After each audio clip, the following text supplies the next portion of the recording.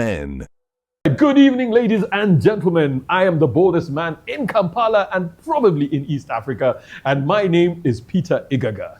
Tonight, we are the boys. Now, tonight, we are going to have a very interesting conversation about whether a man can love, not marry, can love only one woman. And to set the context of this, it has been scientifically proven that men have needs, okay? And it's also been scientifically proven that it's very hard for one woman to satisfy all those needs. And the reason being, we all have different strengths, okay? And I know some people are going to say then probably also a woman needs more than one man to satisfy her needs. But we're not here to speak about women. We are speaking about men. So to get straight into this conversation, first of all, one team. You can love one team. You can love one team all your life. It doesn't matter whether they are performing or not. You will love it the whole 22 years. 22 years.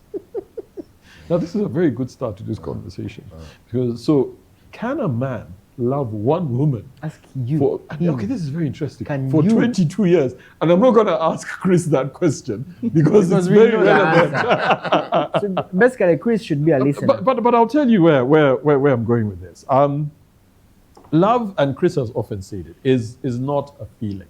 It's an action. Men do need somebody we need to be taken care of, okay? Because you need somebody to take care of you, to look after you. That's just the way it is. Men also need somebody who they can be able to connect with and share their innermost feelings. And that's why Colin will probably come up and say, that's why some men have a side chick where they can go unburdened. Homie, I don't know what you're doing. No. I'm not saying you.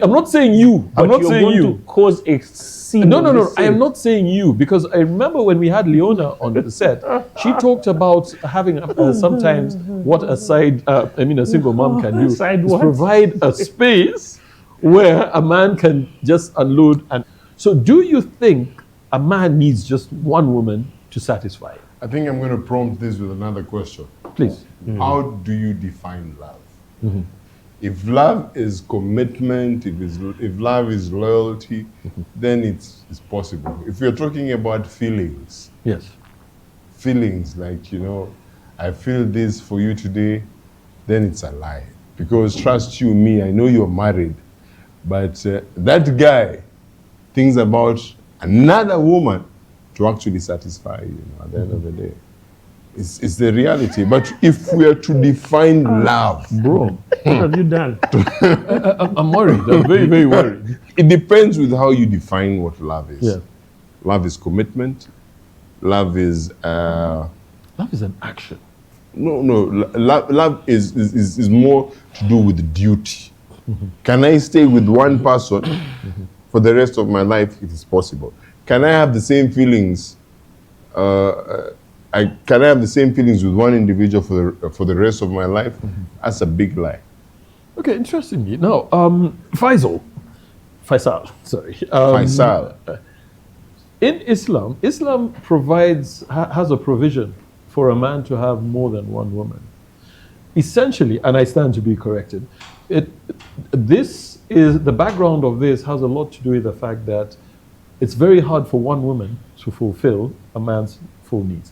If he gets one that can fulfill all his needs, then it's fine. He does not have to. But should he feel, then he is able to get another. So, does it mean then that it's really difficult for a man just to love one woman? Why are you laughing, my guy? Because it's a pregnant question. Like Chris's words. And this is a pregnant question, but I'll just attack it the way it is. So I was having a conversation with a friend of mine, and they asked me, do you think it's love that keeps marriages together or commitment? Yeah. And that was an eye-opening question, because now I had to look at the two things in a separate light. Yeah. You see, when I try to break down, can a man love one woman all his life? That means this is the only person you're going to find attractive forever. That means this is the only person you're going to be faithful to forever. That means this is the only person you're going to choose every day. Every day until death do you apart, yeah? But I love what Chris usually says. I had him on a space and we've had a conversation before how he says, for him it's not okay with being in the same room with one woman who is not his wife.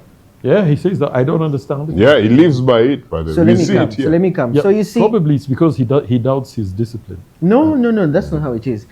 Here's the thing, yeah? Remember how I said you have to find this person attractive every day of your life, yeah? Now, attraction is biological. Faithfulness is a behavior. Attraction is biological, like it is wired in us to find nice-looking women attractive. Correct. So that in itself shows you that it is next to impossible. Because there will always be someone who is way more attractive than your wife. Oh. Do you have to act on it? Even No, those who have two because- beautiful wives. I'm coming. Why do you keep interrupting me? Are you the Muslim?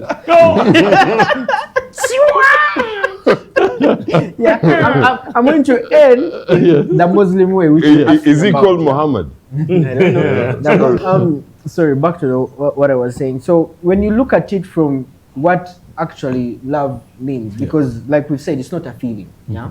So that means it's really not going to be easy. However, you can stay committed to one person your whole life. You can stay faithful to one person your whole life. You can choose them every day your whole life. But that is not in its sense love. And why? Because arranged marriages have survived and they start off with commitment. In the beginning, there's no love because you have literally just met this person. Sometimes you're not even sexually attracted to them.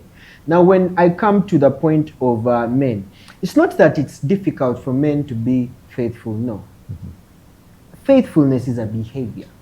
Yeah, just like how betting is a behavior, masturbation is a behavior. All these are behaviors. Some people are prone towards misbehaving when these issues come, but other people are going to behave. Yeah, that's just how it is. But now, as men, remember you are wired to find women attractive. You are wired to find the opposite sex attractive. What happens if you are at that point in time where you actually cannot handle this person just being attractive and not saying something? In Islam, you may not know this, but we have divorce. You're allowed to divorce. I don't know whether that's the way it is in Christianity. That's till death do you apart. But in my religion, I can come, sit my wife down and tell her, you know what? I am committed to you, but I am finding this person attractive. I don't want to cheat. I don't want to just go off and sleep with them. So I'm asking you, are you okay with me bringing a second person or not? And if they refuse? If you're not okay, can we now get into that conversation of divorcing?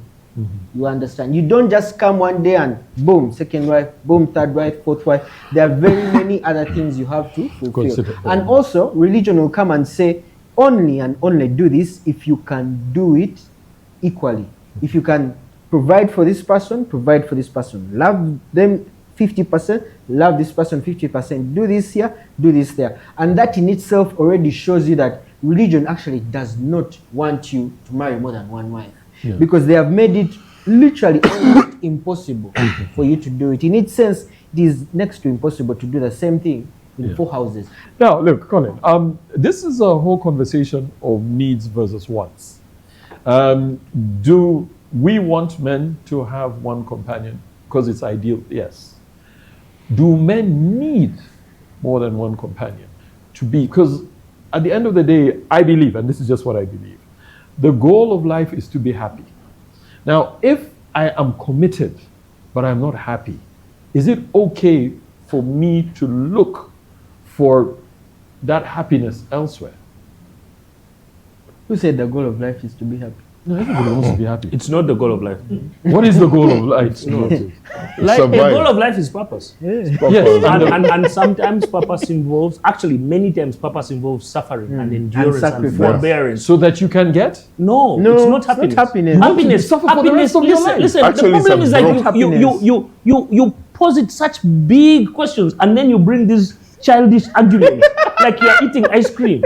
Peter, like the purpose of life, if you're going to do life with purpose and endurance and forbearance and to really have meaning, you understand that happiness is a fleeting moment.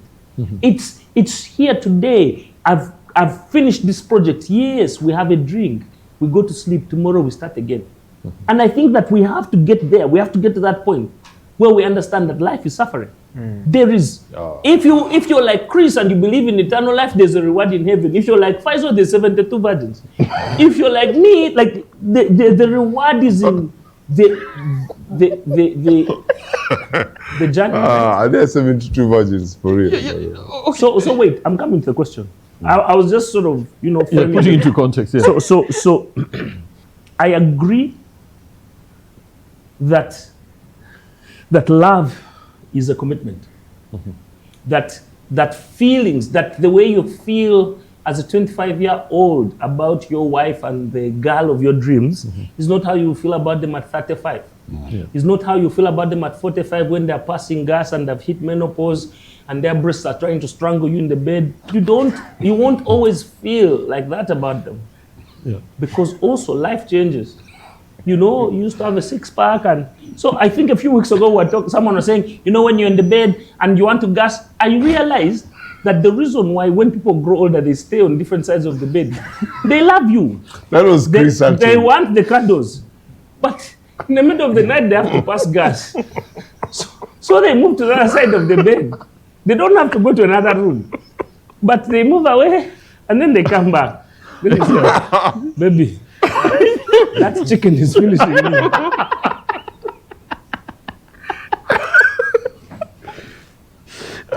Right? Yeah. And because your feelings are going to change, what do we rely on? We rely on one of the strongest forces in the universe, the iron will, the mental commitment of men. Because we know that when men set their minds to something, they can almost do anything. Yeah. And so the commitment that we're talking about is a daily decision. A decision to love you through thick and thin, a decision to be there when things aren't great, a decision to be, yeah? Now, I've found, and I think this is the societal challenge, is that many men marry for the optics. The brown skin, the big nyash, but which is normal. I think it's normal, but it's a problem. Because those factors, they don't scale across time. They depreciate. Yes. Normal but shallow. It's normal and superficial but shallow. Because across time, you need someone who's adaptable. Yes? So, and when I say adaptable, I mean that when we are young, you can read The Alchemist. As we age, you need to read some Atomic Habits. And then as you grow older, when your breast starts to fall, you start to read some Bible verses to understand that all things in life must calm down.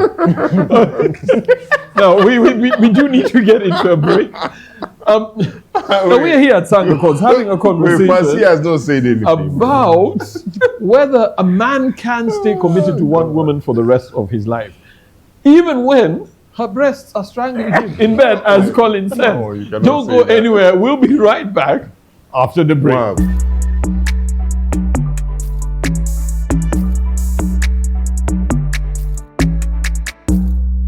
Men.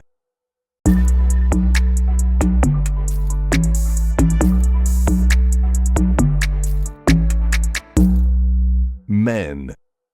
Welcome back from the break. We are here on your favorite show, the show that discusses all those things that you ordinarily would not talk about. Now, this is your show. We want to hear from you. Let's have these conversations on X. Our handle is NTV MEN _UG.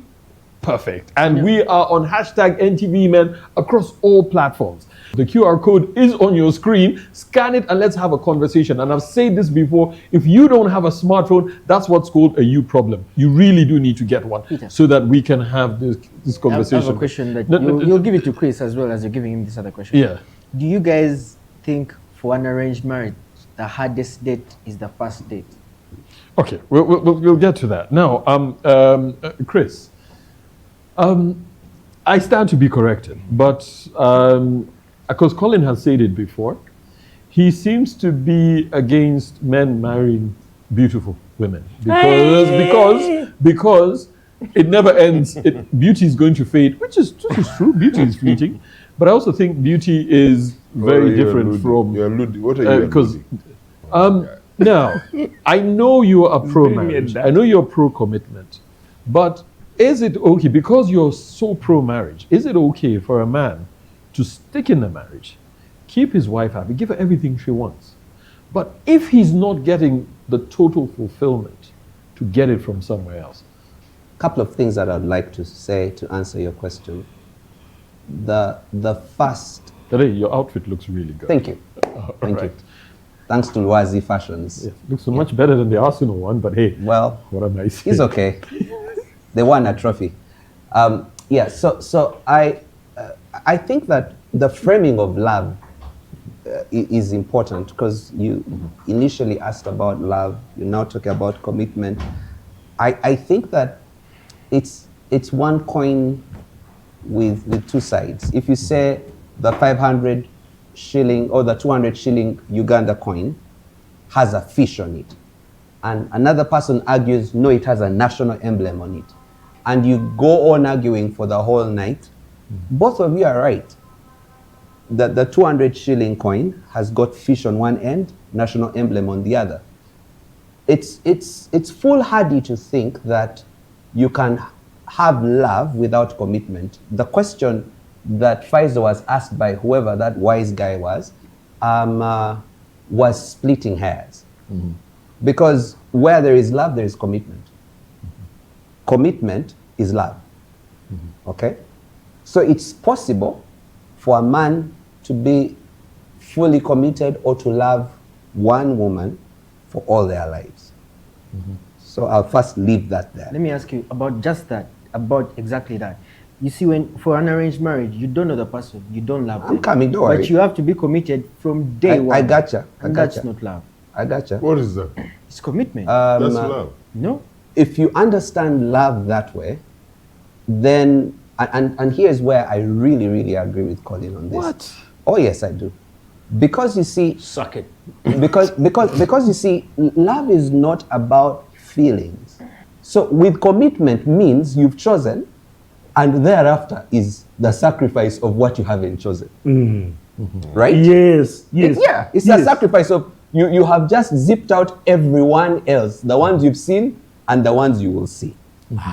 So you see, that's why the Bible says, flee sexual temptation. So that's why you don't. Wait, yeah. Because you said that a man has needs and things like that. So I'm not afraid. My wife, we talk about it. Yeah, sometimes I even call her for help when I'm in a tricky situation. The thing is this: the Bible says that let him who thinks he's standing watch, lest he falls. If you think you're infallible, you are just about to fall. So the recommendation of the Bible is, when it comes to sexual temptation, you flee. Fleeing is something between flying and running. Have you ever had a gunshot or something and you're running for your life? That's how you flee sexual temptation. Fine. You don't negotiate with it. You don't get close to it. You don't test to see how strong you are. Yeah. So for example, part of the reason why in principle, I'm never with any woman who's not my wife in the same room with the door locked, is because I don't trust my body. So you don't trust yourself? No, I don't. Wow. I trust the word of God. It tells me run. So the reason why I have not yet, by God's grace, slept with, and I pray to God it never happens, I haven't slept with any woman who's not my wife, is I am good at running.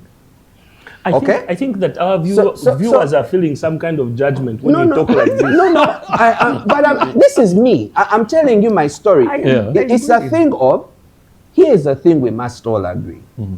If it's about attraction to the opposite sex, it happens to everybody. Jesus even, he put the bar so high, he says, if you look at a woman and you imagine yourself sleeping with her, you've just committed adultery. Okay? Because the thing is that men think about sex many times on any given day. And it's healthy. No, it shows you're normal. Yes, that's what I'm saying. The body is working. Yes, it's right? healthy. Yeah. Now the thing, what you do with it is the difference maker. I think, if you like, it's what separates boys from men in this sense. Peter, okay, let all me right, finish all my right, answer. okay. It's what Colin was saying. It's the thing that you are sacrificing, you're saying no to. Because you see, we have both a heart and a head. I think another way I personally like to describe love is a decision. You just decide, I'm going to be fully committed to this person. I will put up with their... So love is commitment. Then. It is. You It can't is. separate the two. I think No, that's what no, you Faisal, can't. Faisal was asking. So that's why those marriages where you've never met anyone work. Because you have agreed that someone else is going to go and choose for you. So you trust their... Someone you trust. someone you trust. You trust their process of choosing. And you have committed yourself to say, whatever you choose for me, Whatever you bring back. I will allow. Now, that's what happens for people from the Indian cultures, for example. The low And, culture. and their marriages work. Why? Because they have given the decision of loving to maybe their family. Yeah. And they say, whoever you bring, I trust that you have done all the background check. I will commit to them. But the marriage, so wait, I want to add on that. So you are right that I will commit to them, but I am not just committing to marry you. Because I am marrying you based on the values of our family, me remaining in this marriage is me committing to this. So because I realize that divorcing you is divorcing my family. Because it's saying, if my family said, I don't deserve someone with a big nyash, I can't wake up after 10 years and say, now I want someone with a big nyash. What am I saying about my family? Yes, no, I'll tell you what, I like where this conversation is going, but I'm going to throw a spanner in the works. It is not conventional, but this happens. And I'll speak about my personal experience, have heard of situations where there is somebody who says that they've got this side chick who is very good for their marriage because she brings sanity. When the guy is at home where he's committed, okay, he's dealing with a lot, where does he go and get sanity? At the side So chick. Peter, so I want to be the first to answer this, right? Yeah. One, because Faisal isn't married, you are just, you're in some cohabiting situation, and Jalo, it's me and Chris who are married. And between me why and did Chris, you say anything about Jalo? I am the one, because every week we come out here, Jalo's marriage takes a hit. Or lack of marriage takes a hit. He gets bumped every week, and maybe today is not the day. Yeah. But between me and Chris, who are the married people, I am the one with the more flexible morals. Yes. Right? Yes. Carry on. Yes. So the thing, and we've said this here before, the thing you don't want to do is you want to come and stand here on a soapbox and say, the side chick is not solving only sexual problems. And I think that that's the thing. That's the thing that we have to be clear to delineate. When you people talk about side chicks, you think it's only this. But I've said to you before that the problem with these things and the purists, like Chris, they sort of consider this, infidelity, because if you're out here saying, I've taken a loan, like now your side chick knows the loans you have, she knows the land titles where they're stored, she knows whose birthday is where, she knows that Faisal annoyed you, therefore we're going to cut him off. You come back home peacefully, you talk to your wife, you give the kids their presents. At home, you're a sweet, loving husband, right? But all your emotional package box is stored with the side chick. Yeah. Yes? It is. So when you talk about it like that, even with the absence of physical intimacy, this could be a problem for you. Because then your wife isn't your most trusted person. But I understand that because some of you people married for big nyash. And so your There low you go again. No, I'm simply saying that your low IQ wife cannot meet the intellectual needs of your mid-level career. And that's a fact. Some people didn't marry smart wives. And so as they grow in life and they start to accumulate assets, you find you bring a car home, your wife has donated it to the church. You've tried to educate the children, you find she has gone and slapped the teacher. You start to understand that you're facing forces which are greater than what God has committed you with. Yeah. So sometimes the relationship needs a relationship assistant. And as I've said before, it's not a sexual thing. Yes. There are things that you can't go through. Like you're trying to negotiate this. I like the term you use. Let me ask relationship Colin. assistant. So it's not a side chick. So Yes. it's a relationship Does that assistant. mean you still love your wife? Yes. So that means So you have love and acknowledged commitment that, you've separated then. Guys, Because guys, at that point in time- so the thing that you're talking about, you have feelings for your wife, you are committed to your wife. This relationship assistant knows that you're never going to leave your wife. Yeah. She knows. Yes. Yeah, but you see, you have broken. So protocol. can- Yeah, can- not can- broken can- anything. can- Your can- wife. the phone, Yeah, my guy. okay, let's just hear Jalu's perspective of the relationship assistant. So we've kind of Are you popular. recruiting? Huh? Are you recruiting an assistant? No.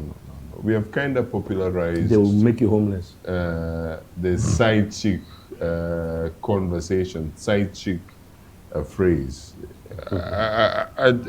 It is a silent ailment that has always existed in society, but now because of social media and whatever is happening, it has become so popularized. But side chicks have always existed in life.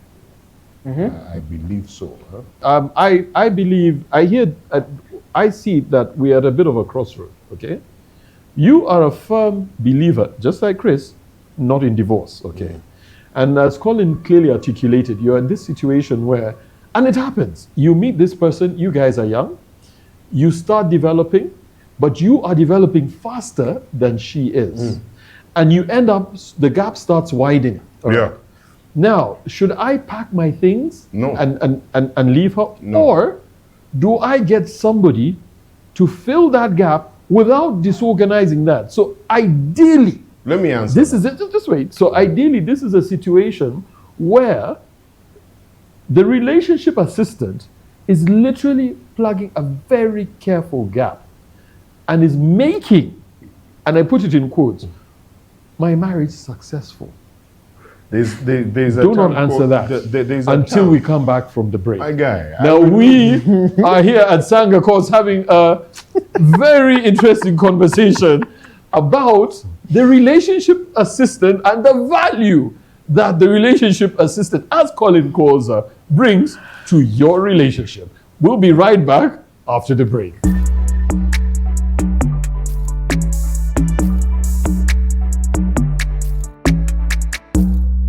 Men.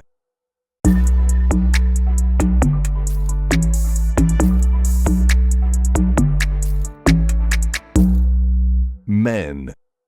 Welcome back from the break. Now we're here in the final segment of the show where we are asking the question, can a man love one woman all his life? Or does he need a relationship assistant to help him do that?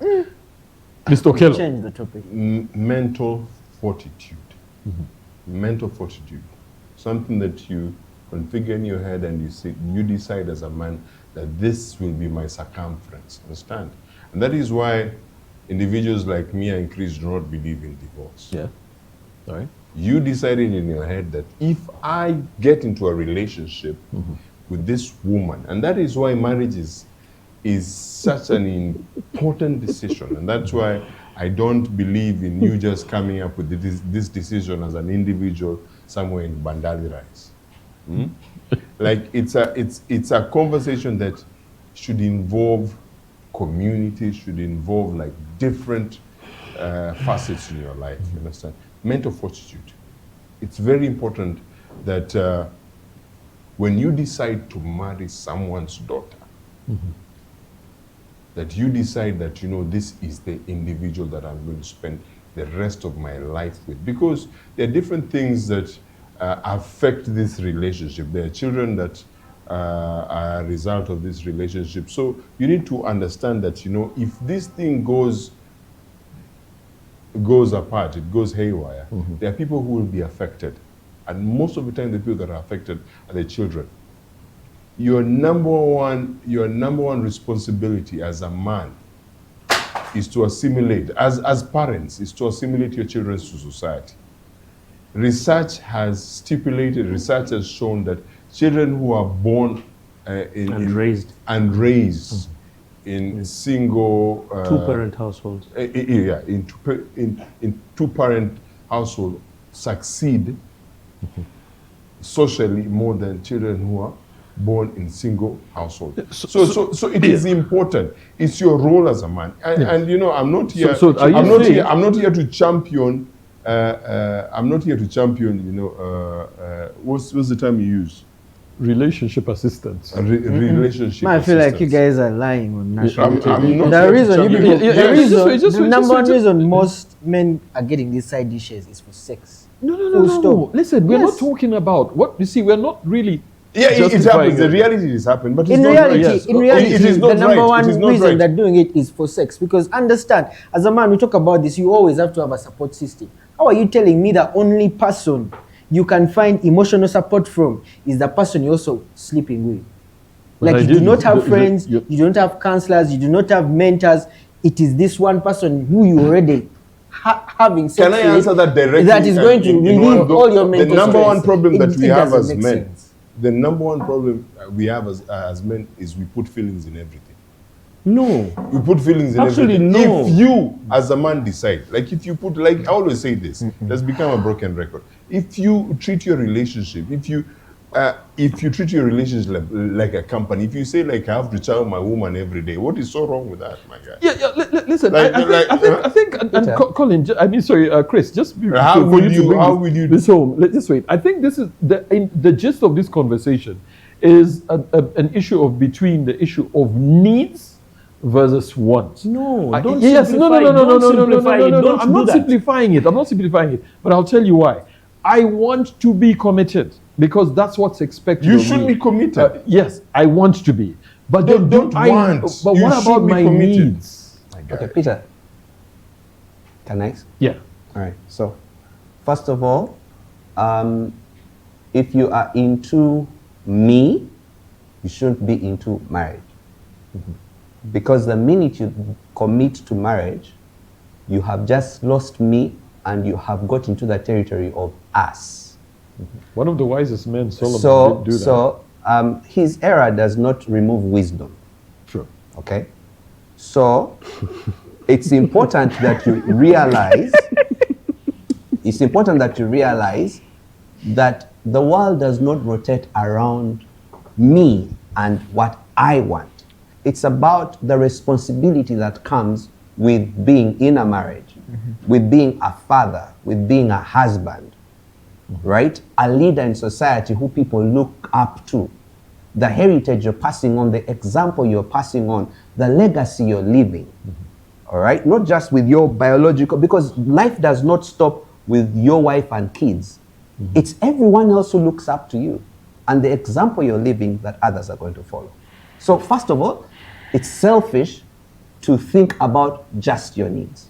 That's one.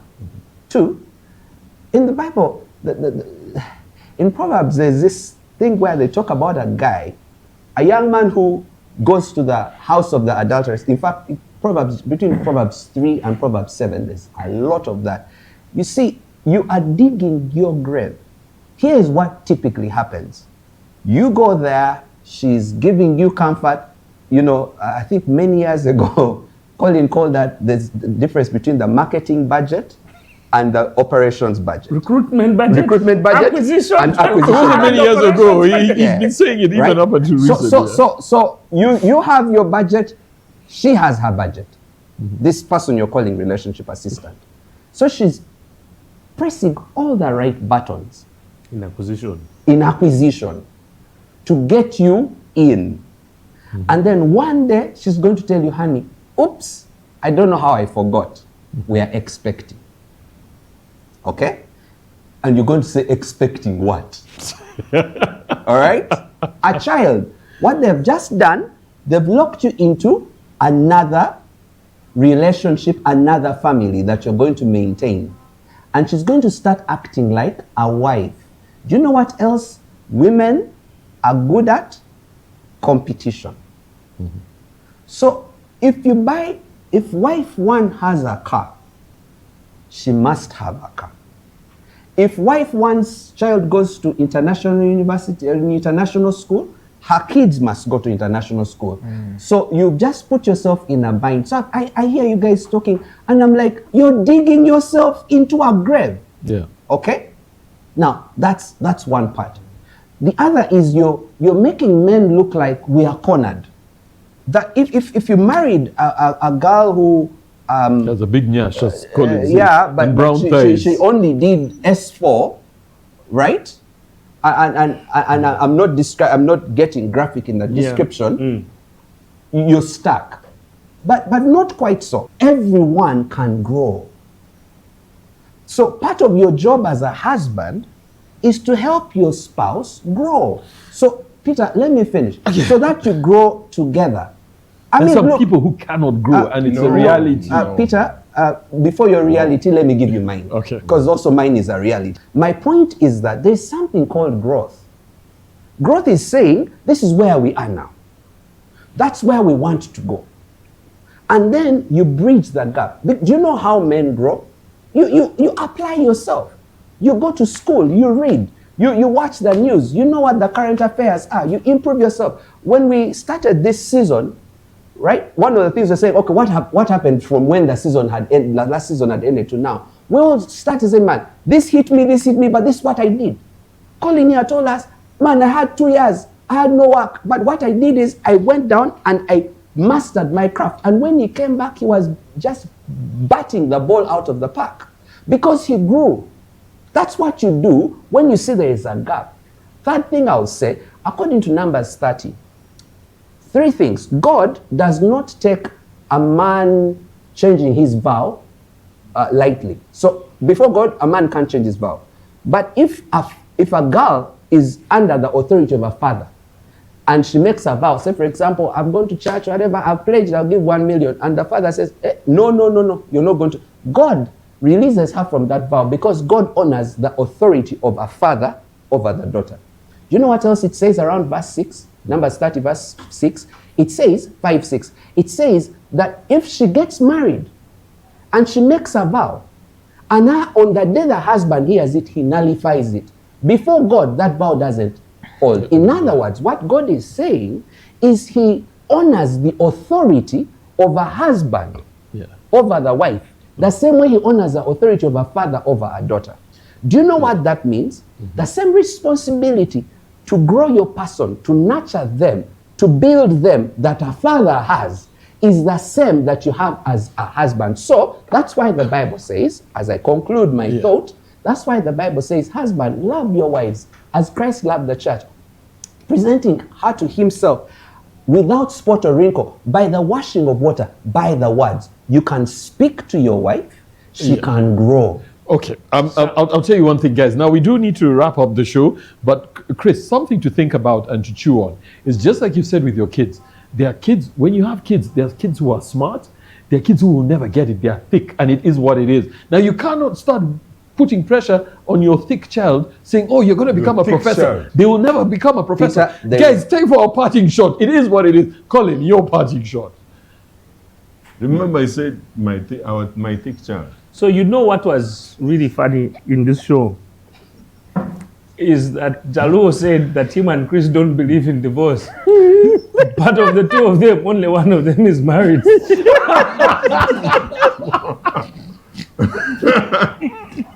You can't get divorced if you've never been married. Yeah. So, wow. But so I will explain it. I'll explain myself. Okay, It's important. I found that really funny. I've been thinking about it the whole show. No wonder why you've been smiling a lot. Yeah, because I was just like, Jesus, help me not forget this thing. Yeah. Because I wanted to say it was a big thing. He almost went through the show without you bumping him, but No. I think that the commitment a man has for his wife. Oh, wait. So let me go back and say how a man does some things, how a man does anything is how a man does everything. Yeah. How you love your wife is how you love your ideas, is how you approach your work, is how you approach your life's ambition. The truth is we are not equal as men. We are not gifted equally in ambition, in intelligence, in effort, in drive. Sometimes we come from a point of trauma, sometimes we come from a point of suffering. To women. There are people who are willing to endure unimaginable amounts of pain to get to the goals that they have set. That spectrum is the spectrum on which we all sit as men. The guy who's willing to endure suffering is the guy who wins. Therefore, when you think about life partners, some of us are going to endure the suffering and get to the end.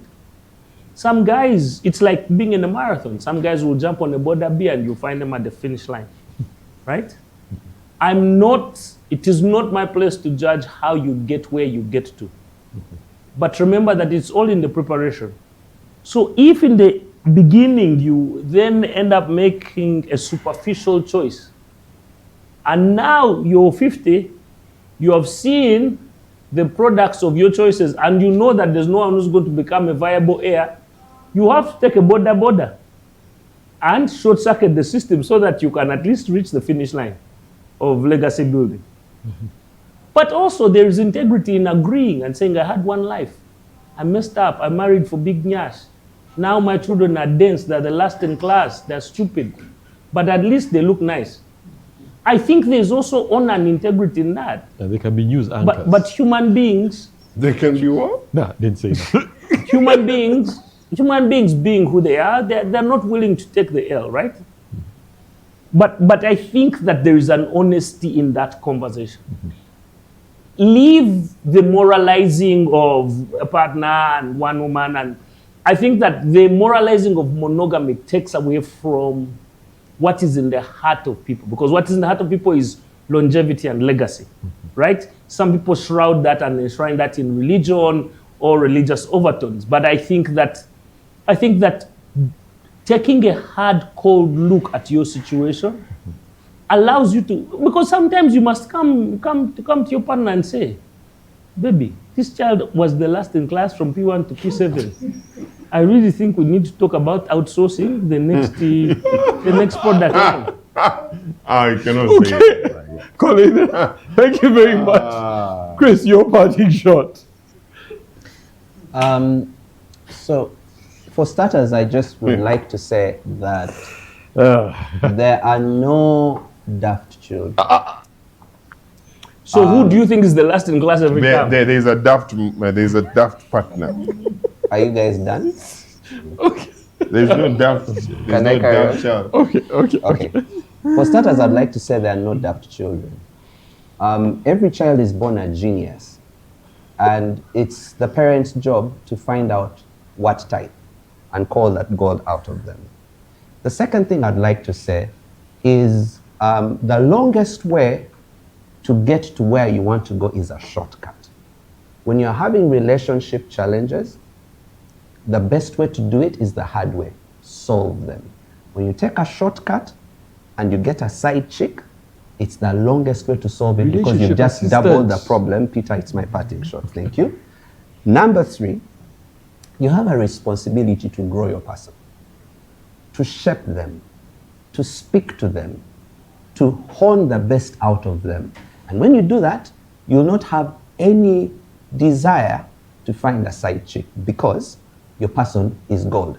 The girl you got married to was her father's work. The wife you have now is your work. See what you've done. Okay. Jalu, your parting shot. I think it speaks to discipline also. No more whiskey for you, though. Discipline. Like, you know, it shows a character of an individual. Where you say, you say these vows in front of church, in front of the government, you say, I will be here for the long haul, and you actually stick out. It shows that this individual really has good character. It shows that this is a disciplined person. But I'll finish by mentioning the one that I mentioned throughout the show, mental fortitude. Understand? If you promise someone's daughter that you're going to be in this relationship for the long haul, please stick in it. Very calm, eh? Faisal. My parting shot. First of all, let me start by saying, if you look up Arsenal fans, yeah, and their comments, what they've been posting about their team over the past 22 years, Ibaye, congratulations, we've now seen you lift a trophy on DSTV. Before, that was never there, you know. Carabao. Yes. That's the only trophy I've never seen. Which team do you support? If you This search up is Arsenal Portugal. fans, this is my party show. If you search up Arsenal fans, you'll find them saying, I hate Arsenal, I hate Arteta, I hate Fabregas, I hate so many hate comments and feelings that you have been sharing out there about that team. However, does that mean they're not committed to that team? They're still committed. There are spans in time that will come where you will hate what you are doing. I've seen people that go to work every day at the dot, always early, but they hate their job. They don't love it. However, they are still committed to that job because they know without this gig, no salary, I'm back to zero. Yeah. So I'll then prompt this question: what is commitment? There are very many times we talk about people's values, people's beliefs, people's goals. When people are coming together, I have values, I have beliefs, I have goals, you have the same. When we respect each other's values, beliefs, and goals, that is what I consider commitment. Not what Colin was saying of outsourcing a side dish. No, really. Relationship. But if that is one of your values, if I mean in the beginning you agreed with your wife that, by the way, if things get tight up there, yeah, probably we might need a substitute, then hell yeah. So what I'm trying to say is I still think commitment and love are two different things. And people, however many times they say, love is not a feeling, love is not what. People use love as a feeling. Someone will say, I feel loved, or I feel unloved, or I feel like there's no love in this marriage. You get what I'm saying? But if you center this whole thing around commitment, and I know I have to respect your values, I have to respect your beliefs, your goals, we have to be aligned. It doesn't matter whether that love is up or down.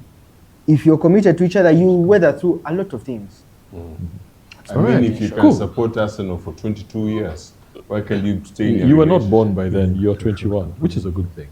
Anyway, now, ladies and gentlemen, we have been having an interesting conversation concerning whether a man can love one woman all his life. Mind you out there is very simple. Don't get into it if you're not serious. Be like Jalu. Just take your time until you're 100% sure, then jump into it. That's it from us tonight. Have a good night. God bless. And we'll see you next week only on your favorite show. And that is Men.